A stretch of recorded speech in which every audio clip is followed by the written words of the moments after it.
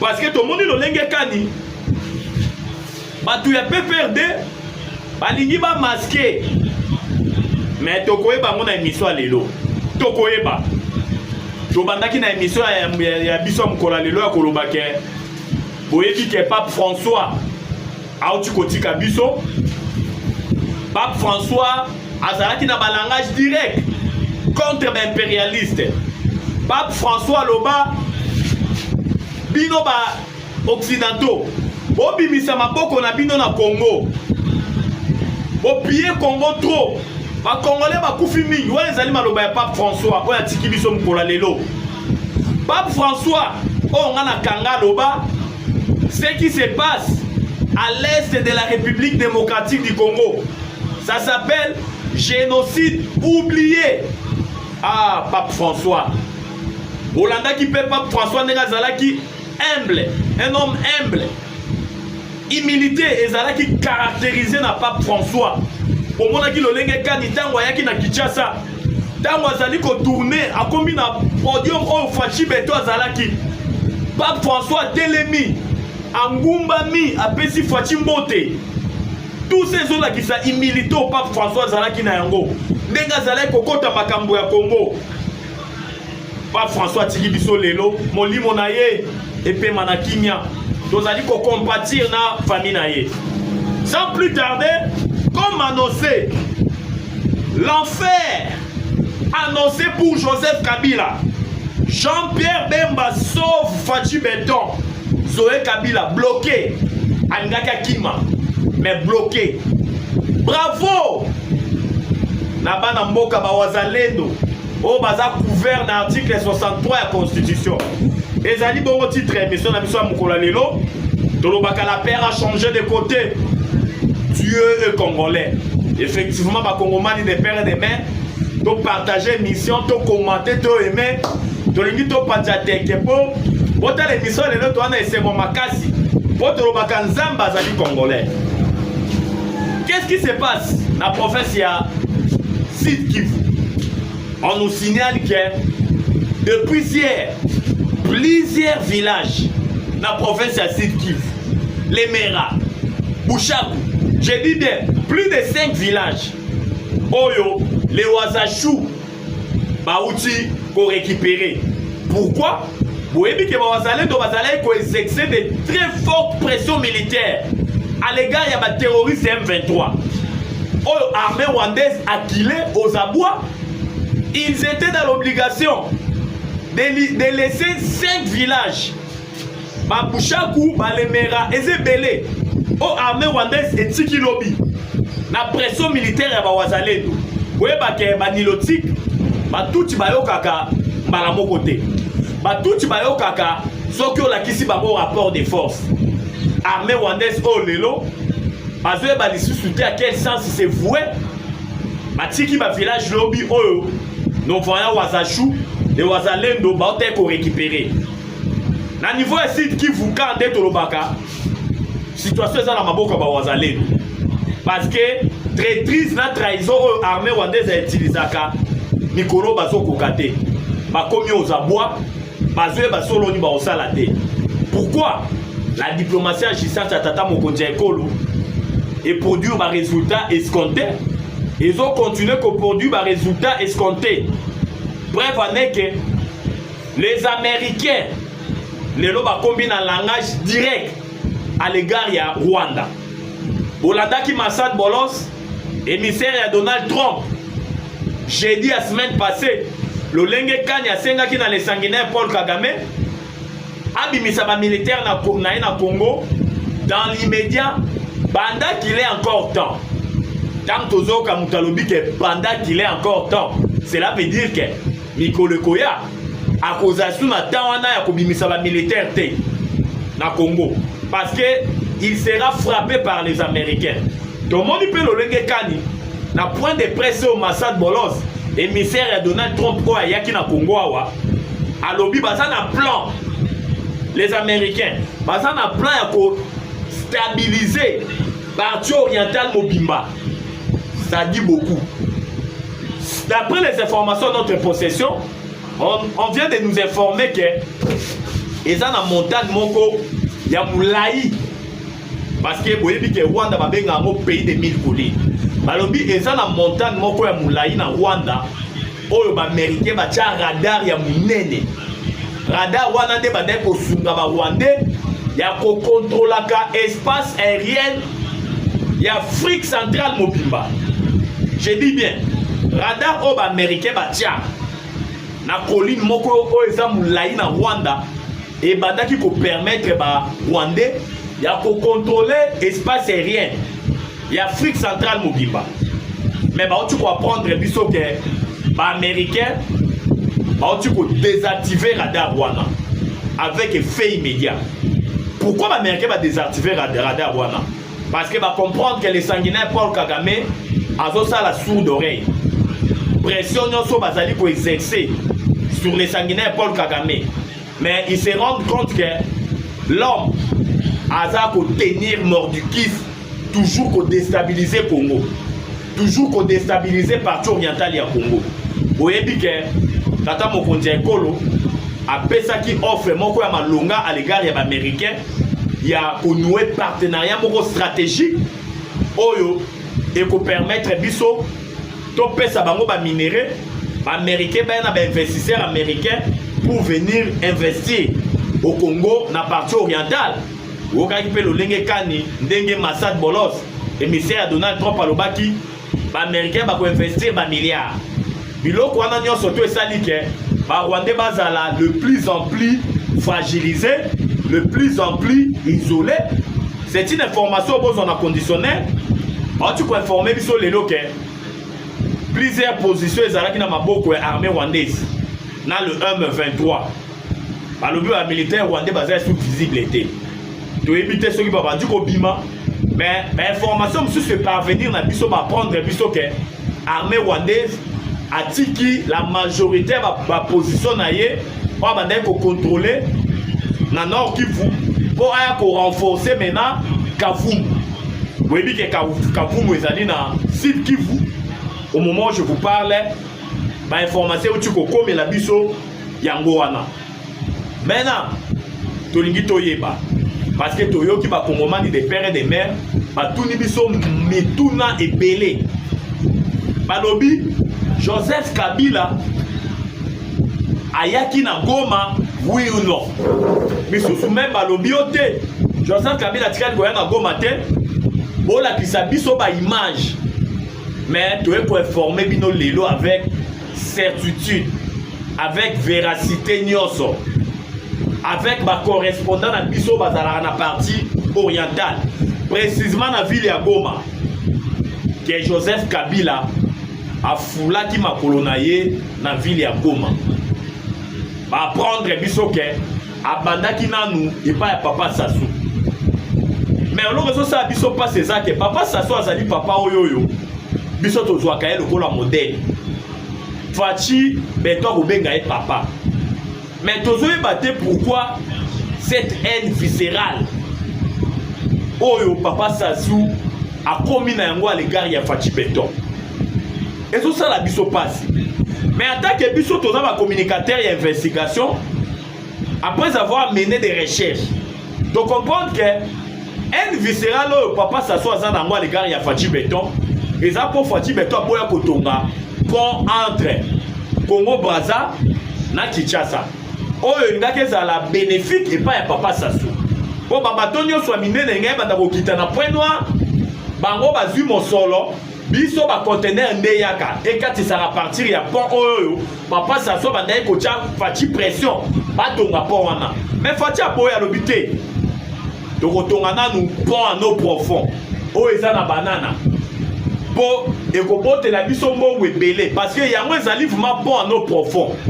Yango bomona papa Sassou comme na haine viscérale wana contre Fachi Beton ya kopesa les sanguinaires Paul Kagame ba hectare ma belé basala bilanga mais tolandeli na bilanga oyo ba Rwandais bazali ko sala kuna la plupart ce sont des militaires rwandais o baza ba cultivateurs o bazali kolona bilanga oyo papa Sassou atekeli bango ba mabele oyo ba congolais ya Brazza mingi ba zo sepela na idée wana te Mais tout le monde dit, le lengekani politique Kanambe, dit Joseph Kabila, abandonné na Braza. D'après les informations de notre possession, Azilisi na Braza, aye kokende na Kigali. Mais Bolandi Chabani Lelo, ministre des Affaires intérieures, alobi Hippolyte Kanambe dit Joseph Kabila, asala ba voyage ebele na Nkuku et pas Paul Kagame. Kokende otika mosolo pona ba militaire à M23, kokende ko renforcer ba on a bilo a kolia. Tango alongwe pa ya Sassou, lui Joseph Kabila, Hippolyte Kanambe, akei na Kigali, ake akutani na le sanguinaire Paul Kagame. Nde ayaki kokota na Goma na butu. To confirmer yango ke alalaki na Goma, na commune ya Goma. Aza na résidence na moko na commune ya Goma alalaki wana. Oyoyo, asalaki ba rencontre na ba dirigeant rwandais mususu. Na bato M23 na AFC. Donc pour vous confirmer que Joseph Kabila était bel et bien arrivé na Goma. Mais on nous apprend que tango ba wazalendo ba okaike Joseph Kabila sa na Goma. Ba wazalendo ba pesa ki ba message moko fort. O ba lobeke ba ko attaquer commune ya Goma. Et sika résidence ya Joseph Kabila ezalaki, et sika oyo azalaki sous escorte ya ba militaire rwandais. Parce qu'on doit dire les choses telles qu'elles sont. Azalaki sous escorte ya ba militaire rwandais. Pour ba protéger qui est. Et puis on nous apprend que après avoir pour la na Goma, alingaki a continué ba séjour. Oyoyo, il était dans l'obligation de quitter Goma le plus vite possible. Suite à la menace ya ba wazalendo, il s'est réfugié au Rwanda. Même au moment où nous sommes en train de faire cette émission, on nous apprend que Hippolyte Kanambe dit Joseph Kabila Azana Rwanda. Donc cela veut dire qu'il y a vraiment na Goma. Donc c'est perdu dans ma décision sanitaire. Oyo ministre de la justice a vu. Oyo ministre de la affaires intérieures a vu.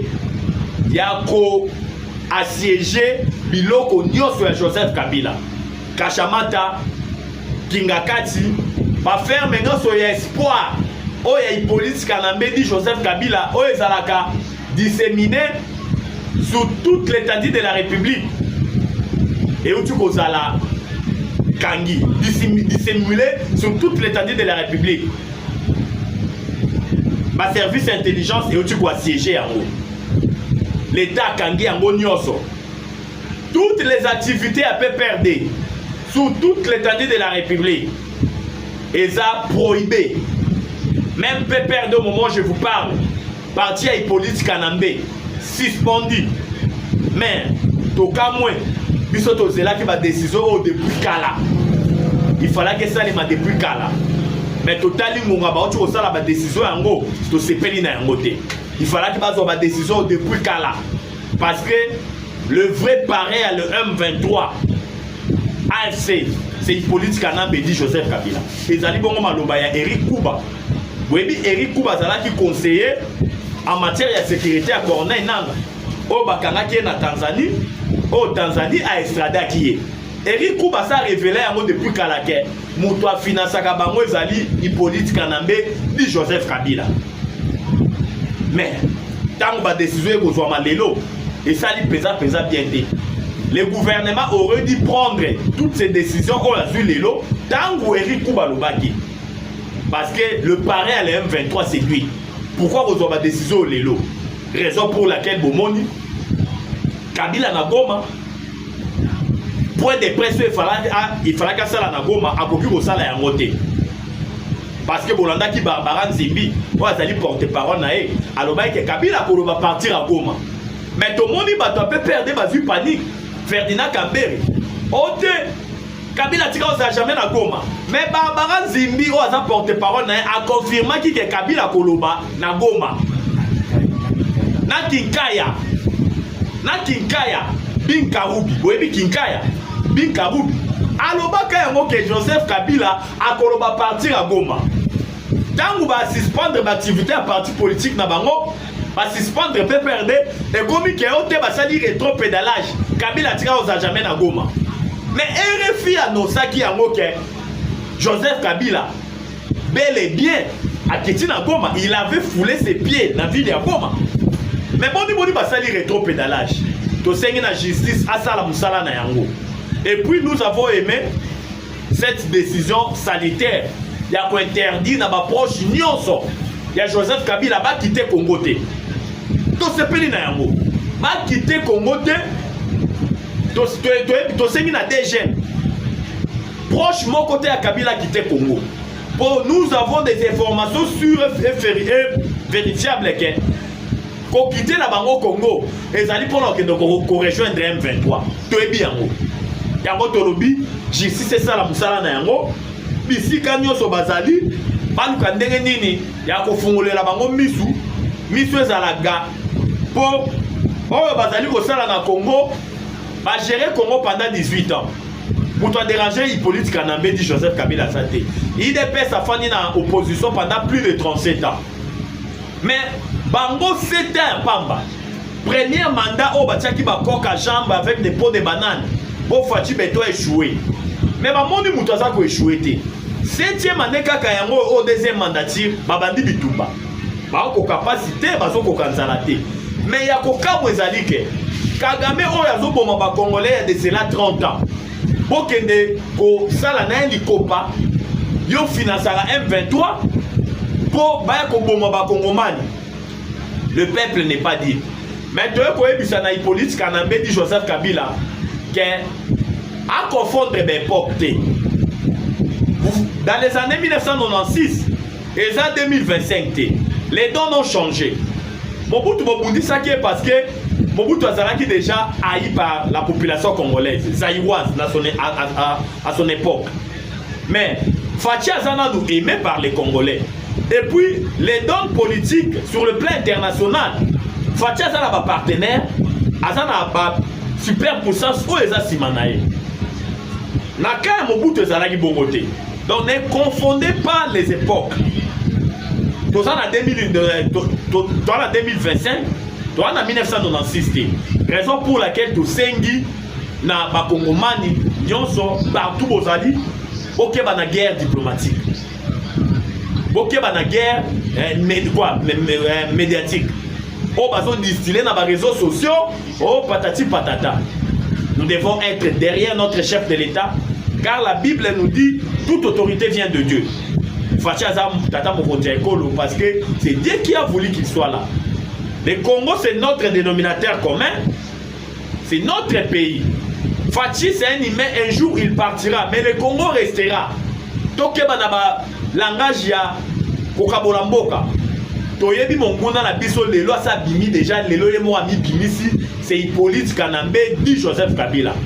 Raison pour laquelle lors il y a remise et reprise entre lui et Fachi Beto Alobara, je ne vous dirai pas adieu, mais je vous dirai à bientôt. Donc Kabila doit qu'il moko loko la royaume, ataya kei, mais il faut zonga, il faut ça là de telle enseigne que Fachi a échoué.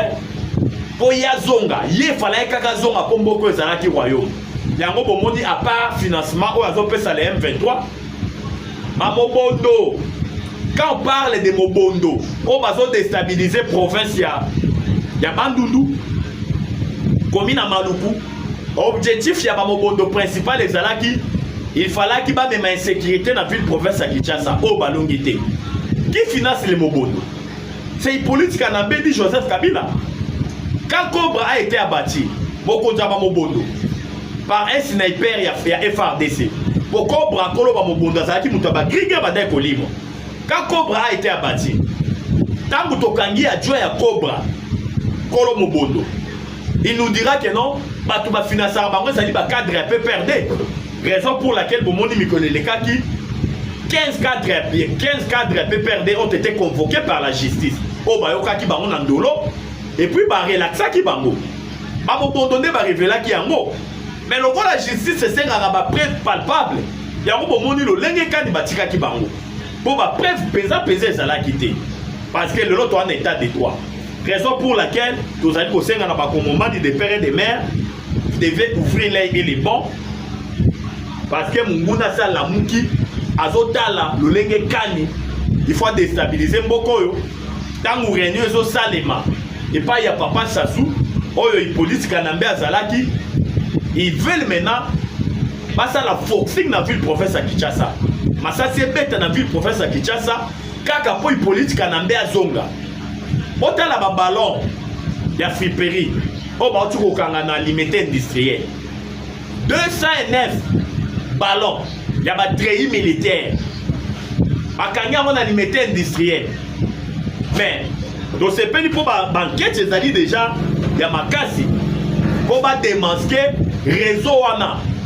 On nous apprend déjà qu'il y a eu plusieurs arrestations des tenues militaires au nombre ya 209. Nous, surtout, il faut déstabiliser le Congo. Il faut déstabiliser la ville province de Kinshasa où ils allaient siège à l'institution. Maintenant, on sait dans le bateau, dans le projet machiavélique. Vous ne voyez pas que Zambazo de jouer, il y a ma béto bozali kosala. Il y a un coucou au bino bozali kosala. Nous, c'est ça qui ça. Raison pour laquelle tu saluer mes zéro bakozi basui. Ya kokanga kinga kati ya kwa siéger yango kokanga baka chamata kokanga oyo nyonso fallait kokanga. Zoé Kabila alingaki akima.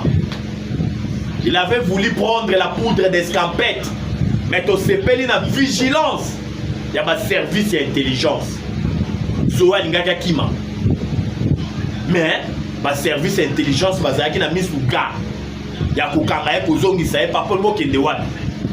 Vous avez un dossier où il faut vous répondre devant la justice. Il faut vous samba. Parce que ma bé oyoyo, Hippolyte Kanambe na famille na basali na mboko oyo, il faut basamba. Kabila yaka na mboko oyo na mabot abima na Congo multimilliardaire. A Gérard Congo na chance loko pamba prévenir que ce pays a été enterré. Kabila chaque mois tout le monde a une mission. Il déboursait 60 millions de dollars. Pour couper ça, les sanguinaires Paul Kagame, a foutu à fonctionnaire rwandais. Les alibis sont pas Kolobayango. Les alibis Malubaya, André Atoun, pour Azara porte-parole à FCC, Azara P ambassadeur. Il est arrivé là, Yango, à l'oba 60 millions de dollars. La reine Union Soya Joseph Kabila, Azala couper ça naya. Kagame pour calmer Abder naye. Par contre, moment des pères et des mères, tout bête machine, 60 millions de dollars. Fois 18 ans à Kabila Oya Sali. C'est à peu près 12 milliards, 500 et quelques millions de dollars. Oyo Kabila Pesa, Oyo Kabila Pesa les sanguinaires Paul Kagame durant 18 ans Oya Sala dans le pouvoir. Les alliés de la Sabso de Lengekani, ce pays a été enterré par Hippolyte Kanambe, dit Joseph Kabila. Mais sous Fachi Béton, il nous a donné une lueur d'espoir parce qu'il est en train de déterrer notre pays. Là où Hippolyte Kanambe a enterré Kiyango. Raison pour laquelle Fachi Béton, étant donné que c'est un grand stratège, il a eu le temps de pouvoir cogiter pour, en rapport avec tout ce qui se passe dans la partie orientale du Congo. Abandi li solo oyo bazolo bela ba minéré, oyo position nzala izolo bakeno, Fachi a bradé nos minéraux. Et pas américain. Li solo Fachi a bandaki en 2019. Mais aye ko parachever yango ndenga azo parachever yango na 2025 ya vente ba minerais stratégique oyo nga na benga yango na ba émission nyonso na benga yango troc eza l'échange d'un bien contre notre bien et banda ko sala matango ya bakoko na biso tango mosolo ezalaka te e wana omona koko aza na fufu oyo kuna aza na madeso ye aza na posa madeso apesi oyo ya fufu madeso apesi ye oyo aza na posa nyama apesi oyo ya mbisi mosolo ezalaka te ezalaka nde troc l'échange d'un bien contre notre bien. Mais Fachi Béton atali les minéraux de l'Est ça nous sert à quoi quand on est en train de tuer les Congolais il y a de cela 3 décennies. Tout réfléchir autrement.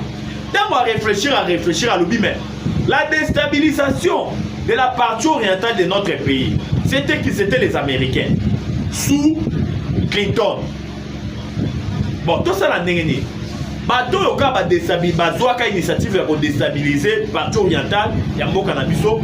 on a reçu ba minéraux pour pesa ba multinationaux na bango zaka ba américain Fachi azongeli kaka ba américain maintenant azongeli na administration ya Donald Trump un républicain alors puis ça va les minéraux sont là nous voulons la paix nous voulons la sécurité prenez les minéraux rassurez-nous que non l'est de la partie la partie orientale de notre pays ça sera sécurisé la paix sera au rendez-vous raison pour laquelle bomoni lolenge kani na 2025 tata mokonzi ekolo Fachi Beton azoya maintenant pour parachever l'isolo abandaka na Donald Trump ba congolais de père et de mère ce qui totali déstabilisation à partie orientale ya mboka na biso ezalaka ba président démocrate américain tangu bango bazalaka na pouvoir est ya mboka na biso kimi ezalaka te manduke betaka bakongomani bazali kokufa chaque jour po tozali koloba lelo plus de 10 millions de morts plus de 500 000 femmes violées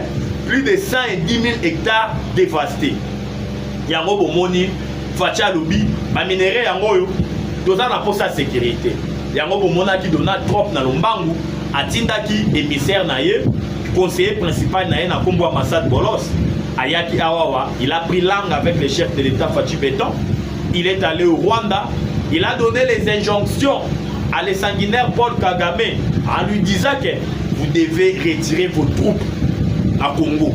Il est allé à l'Ouganda avec les mêmes messages. Il a chité Namboka ya Kenya pour nakoyebisa le président Ruto Oazali, président de la communauté des États d'Afrique de l'Est, Oekambama na banilotique, ayebisi Ruto, ba aventure na bino banilotique, Obozali kosala na partie orientale ya Congo, abo bien. Yango bomonaki lolenge kani tangu Massad Bolos azongi na mboka na ye na États-Unis il a donné les rapports au président Donald Trump et puis il a fait un point de presse où il a la position il y a les États-Unis d'Amérique il y a Kolobake a Wande bobima na Congo sans condition oyo et créer mbilinga na mutu ya les sanguinaires Paul Kagame tango ayoki lolenge kani américain bazwa qui position balobi bobima na Congo sans condition et puis les na point de presse là il y a point de presse ya Massad Bolos asengi na ba nyanga la carte ba terroriste M23 alobi bo déposer minduki boza ba coquille vide boza ba lilingi ya pamba eza binoté ezali ba Rwandais de ba edara bino yango bomoni lolenge kani les sanguinaires Paul Kagame il était tellement aux abois il ne savait même pas à quel sens se vouer. Raison pour laquelle on nous signale que plusieurs armées rwandaises allaient occuper comme Kobima, Bango Moko, Longoli, Basali, réplique, Bimilobina, plus de 5 villages, qui ont renforcé Kaboum. Aventure, il y a les sanguinaires Paul Kagame au Congo. Bientôt, ça sera conjugué au passé. Donc maintenant, dans les Kambotali, les solo, ils ont les Ghana, Qatar, na ville à Doha, entre la délégation du gouvernement congolaise conduite par la ministre des Affaires étrangères, Madame Thérèse Kaikwamba, la délégation rwandaise, na l'air supplétif Otobengi Banyangala 4 à l'M23.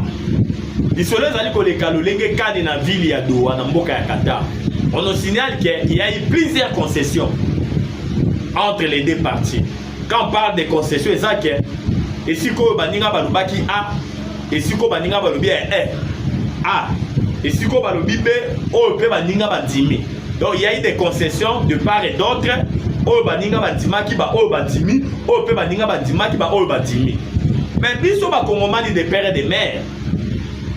Bisolo biso tozali kozela na Qatar entre le gouvernement et les M23 ils allaient désarmement na cantonnement un point barre les alliés solo biso tozali kozela désarmement et cantonnement parce que tolobaka yango awa le M23 c'est une coquille vide ce sont des patins ce sont des paquebots baza ba lilinga pamba baza na revendication clarté revendication na bango za o ba wande batie bango na monoko parce que le vrai commandant suprême il y a le M23 c'est le sanguinaire Paul Kagame. Wana za maloba ya président burundais Ndayishimiye. Le président burundais Ndayishimiye aloba yango. Alobi le vrai commandant suprême il y a le M23. C'est le sanguinaire Paul Kagame. Là, écoute, les Kambuto qui est de gauche droite.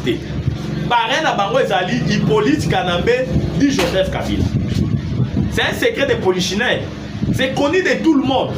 Raison pour laquelle, malgré il y a eu des concessions, Oyo, et ça les mis dans Mboka et Qatar, dans la ville de Doha, entre les deux parties, mais le point de divergence persiste encore.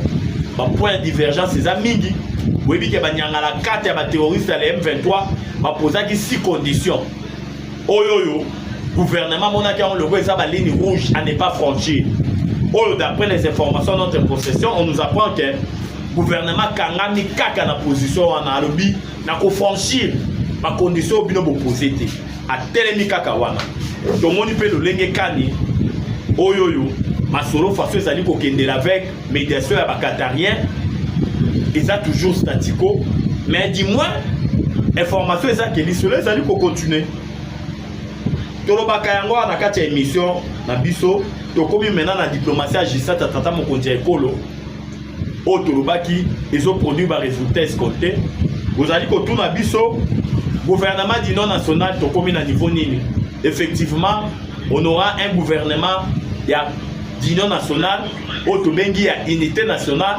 Oto bandeko senga na tata mokonzi ekolo bato bazala kati ya gouvernement wana ezali bakongomani oyo bazali na ADN patriotique eza bakongomani oyo bazali na passion ya Congo eza bakongomani oyo bazali komona Congo ke bapoche na bango parce que la plupart des gens oyo baza tout autour ya tata mokonzi ekolo bazali ko rendre service ya maloba te surtout oyo bazali na union sacrée ou biso tobengaka union secrète bazali ko rendre tata mokonzi ekolo bazali ko rendre tâche facilité bazali ko tiela mingi bakoka jambe o tolobaka yango awawa mingi o bazala kati ya union sacrée ezali pe mingi o bazali des mèches avec ba Rwandais o ba roulaka pona ba Rwandais à part opposition nzalo toza na bango o bazali ko senga lelo fédéralisme na maloba ya Olivier Kamitatu mais mingi o bazali tout autour na siège à tata mokonzi ekolo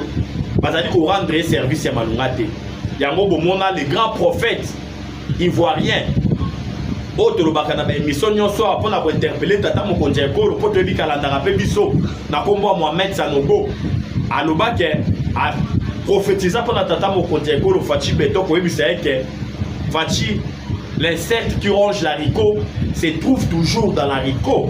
Na lingala tolobaka nyamaliaka lidesu azalaka na lidesu. Par là Mohamed Sanogo angaye sa Fachi Betoni. Nyamaliaka lidesu azalaka na lidesu. Keba na entourage na yo.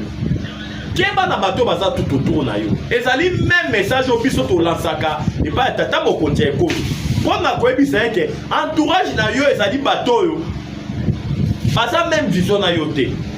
Ezali bato oyo bazo rendre yo mauvais service parce que ezali bato ba ko luka mosolo ba ko balanda yo pona signature balanda yo teke non pona vision mais bango ba yela mosolo ba yela ba les poches d'abord ba yela le peuple d'abord te yango biso to ko interpeller ka tata mokonzi ekolo yo ndo zali redevable à l'égard ya ba kongomani Yonde bakongomani bavotaki sur toute l'étendue de la République na pourcentage aux qui 73%. Yonde faut à la vigilance. Congo ya lelo ezali Congo oyoyo tokoye kotika la kana impunité te. Il faut qu'on sanctionne. Il faut qu'on kanga ici ko il faut kanga.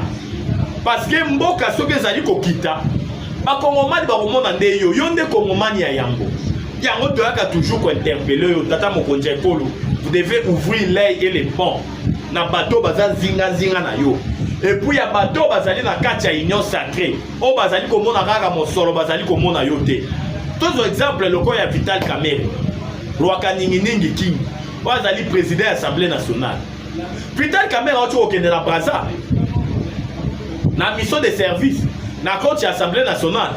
Mosolo bimaki na libéré na kesi ya nini. Ya Assemblée nationale te.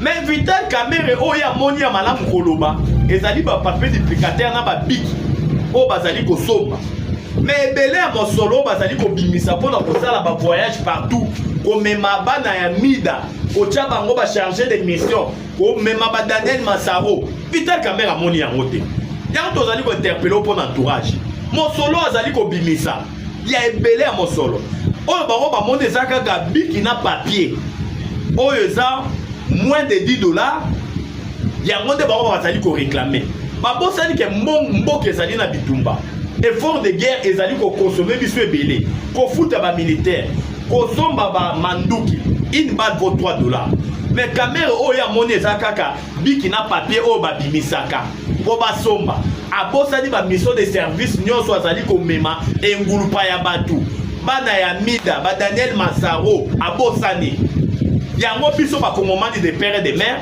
tolobaki ke tokosakisa mosolo tokosala yango ekolekaka na baetando ike na bino tokosakisa mosolo tokosomba baramba bapapier duplicateur tokosomba babik tokokende kotikela Vital Kamerhe ekouvri bango ata pendant une année toyokanaki tosala yango totala lolenge kani ya kolela lisusu po biloko ya mike azali kolela ya minene nde bazali kosala bavoyage ya milai kobimisa mosolo ebele tokolekisa yango kaka na Mesile News po komona ngo na baetando ike na bino parce que esalaki biso pasi na motema komona président ya institution monene abanda koplerniche lokola mwana moke na baetando ike tozangi bike tozangi fei tolembi nzala yango biso mpe tolobaki ke non tokosala oloko wana parce que faut tosala yango parce que ça n'est de trop kaka toujours na cadre ya koyebisa tata mokonzi ya ekolo kointerpele na entourage na ye tomoni ya mboka ezalaki na bitumba este wana mobimba bavile ezalaki kokweya na maboko ya armée rwandaise badéclaration ezalaki te nous les ressortissants de ezalaki te mais akokamo ezali tomoni bandeko espace ya Grand Katanga babandi mpe na badéclaration mais Sama Lukonde azali président ya Sénat ntango bato bazali na espace na ye bazali kosala badéclaration matin midi soir espace katangese alobi atoloko moko te bango bazali wana kaka kolia mosolo bango bazali wana kaka bavoyage la plupart ya bato bazali korendre Fachi mauvais service eza surtout bato bazali na présidium ya union sacrée yango toyaki mpona kointerpele parce que c'en est de trop tolingi changement surtout gouvernement ya d'union nationale ekoya bakongomano bakokota na kati il faut bazala na ADN patriotique ya Congo bazala na compassion ya Congo parce que c'en est de trop